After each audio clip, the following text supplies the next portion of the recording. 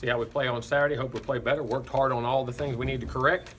Guys worked hard, had great attitudes, practiced hard, practiced pretty clean for the most part. Did a pretty good job. Competing competition was good in practice, so we'll see how we play. Hope we have a great week. We need to play really well this weekend. Start getting in a groove and start getting better every week.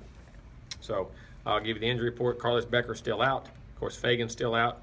Ryan Green's got a slight pull in his hamstring. Him and Malik did this week, so they'll probably be out. Of course, Robbins is still out, and Terry Wilson, he actually got sick. He got a flu. He got a bad flu. That's going around bad now.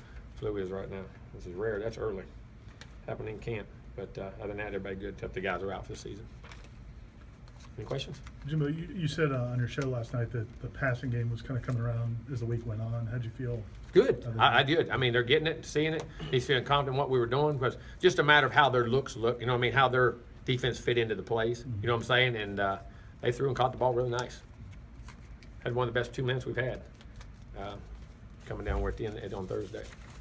Jimbo, will you guys change anything up with the assistants on offense, like will Randy be in the box or anything like that? We may move some guys around. We may not. Randy will be on the field. Okay. Of course, we all know about the hurricane that's coming towards South Florida. And with its path, it's going to be going through Central Florida as well. And with so many of the guys on your roster being from South Florida, Central Florida, what's it been like, I guess, to try to make sure that they're fine, their families are fine, but also at the same time you're trying to make sure that they're in a good place? Well, it's a very tough thing to juggle, and you got to make sure it goes that way.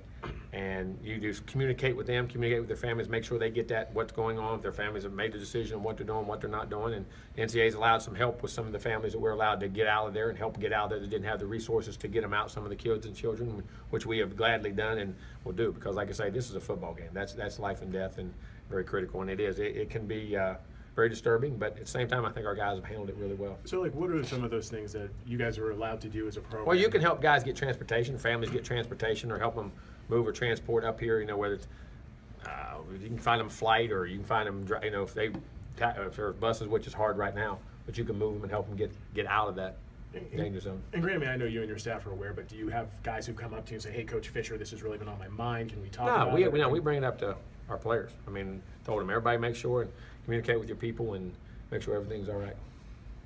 Florida, within the last hour, has announced they've canceled their game. Oh, wow. I did not know that. Could you guys still possibly cancel within the I next have no idea. You have to ask the president on that, president and the AD. I was not aware Florida did, and listen, we'll do whatever they want to do. There been any talks with Miami yet about possibly moving next week? I haven't had. We've been focusing on this week, and I know they've been trying to just worry about that hurricane because it's getting a direct hit from them down there. So, not to my knowledge in any way. And we don't know anything anyway. You have to wait and see what happens. Are you planning any personnel changes on special teams after what kind of? I mean, it may be a tweak or turn, but I mean, most of the guys will still be on there. Just got to get them better. I mean, there's some. We rotate. There's 2 or 3 guys, like you say, the first team, second team, where guys will in or out at different times, but shouldn't be any drastic changes. But there may be a few. When you have a week like this where you're coming off a loss, but again, you still see progress, like, what are some of those things you're looking for from your guys throughout the course of the week? I know you always say things back like to being competitive. It is being consistent, going back to practicing hard, being willing to be coached, being willing to make adjustments, being willing to adjust to things, do things, and whatever's going on. I mean, coaches have said, you know, hey, they'll have guys who listen, but after a loss, it seems like guys are more tentative. I mean, have you? Yeah, generally, yeah, you're right. But you know, I haven't seen a drastic change. I don't mean that in a bad way, but I do think some urgency. You know what I'm saying? A lot of guys. I know you said on your radio show last night that James's practice was exceptional yesterday. How would you? I thought he practiced pretty good today. I thought he had a good practice, good solid practice today. Really did. A lot of situations, there's a lot on. I mean, as far as, you know, whether DeAndre or whoever it is. I mean, these days, these last couple of days, you get situations, and there's a lot on the guy mentally, and I thought he handled that really well. That's the thing, does it wear him down? And we practice the way we put the pressure on him and the intensity in the situations, and I thought he did a nice job. Does he have a good personality for handling just extremely? He really does. A very, very good personality with regards to that, especially for young as he is. But I mean, is very above his years in that regard, in my opinion. Well, I mean, Grant, I know with freshman quarterbacks, you tend to give them a year. What's something? Well, no, I don't give him a year. It's just somebody's usually a guy ahead of him that makes him get a year. Right. Well, but either way, I mean, these players, they usually need a year to kind of learn your offense. And with someone like James, I mean, how would you say that learning curve how would you describe, I guess, the learning curve for him so far to this point in terms of how he's picked up on things? Really good. I mean, he's done a good job. But you say that, again, it's not really true. There's a year that some guys learn it quick, some guys don't. Some freshmen jump in and play right away, some don't. I mean, we've had, 21 freshmen All-Americans, had a bunch of them on offense. But as far as like quarterback, though. No, well, because we've had great quarterbacks. Right. We've had upperclassmen quarterbacks that have played. Jameis was Heisman Trophy winner as a redshirt freshman. You know what I'm saying? I mean, DeAndre just almost broke all his records as a redshirt freshman. I mean, because we had guys ahead of him. But if they were forced into action, they could have done a nice job as true freshmen. Ponder ended up playing your first year here. Yeah, Ponder played right off the bat when my first year here, picked it up. Drew and all those guys did. I mean, he really did. He was like having a freshman, and he had never played a lick. There have been times in the past you feel like sometimes young players they don't know. Not as much though his first year. Yeah. Because he didn't realize he was as good as he was. I know that sounds crazy. He had no idea he was as good as he was. Said in the past, sometimes young players they don't know to be overwhelmed by the situation or nervous. Do you see that with James? Do you think he? Yeah, I gets mean, it, I or think there's just- that, but I'm sure they'll be nervous. It's like any kid. I mean, he's aware and he's a very smart kid. He'll be aware, but he's a guy too. When you get him in practice and the more things get going, he just takes off. And I think he loses himself in the competition. Hope he does. Hope he play well. We'll find out.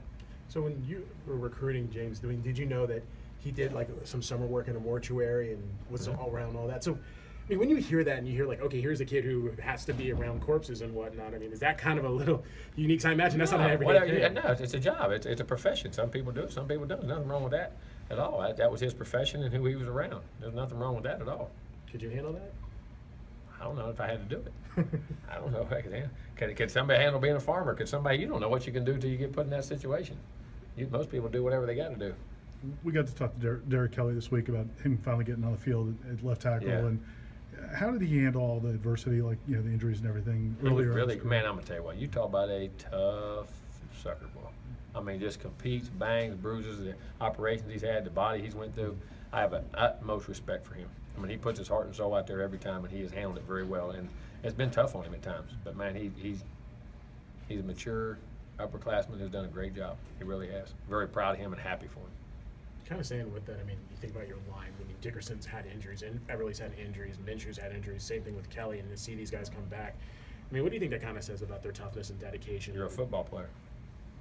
And I know that sounds kind of bold, but that's what a football player is. That's what a football player does. I mean, there's the parts of that game, you're never healthy. And I don't mean that in football. And that's part of the game that makes it what it is. It's a game of toughness. It's a game of mental toughness. It's a game of, dealing with injuries, dealing with nicks and knacks, and that's all part of being that team, playing there for your teammate, fighting through things.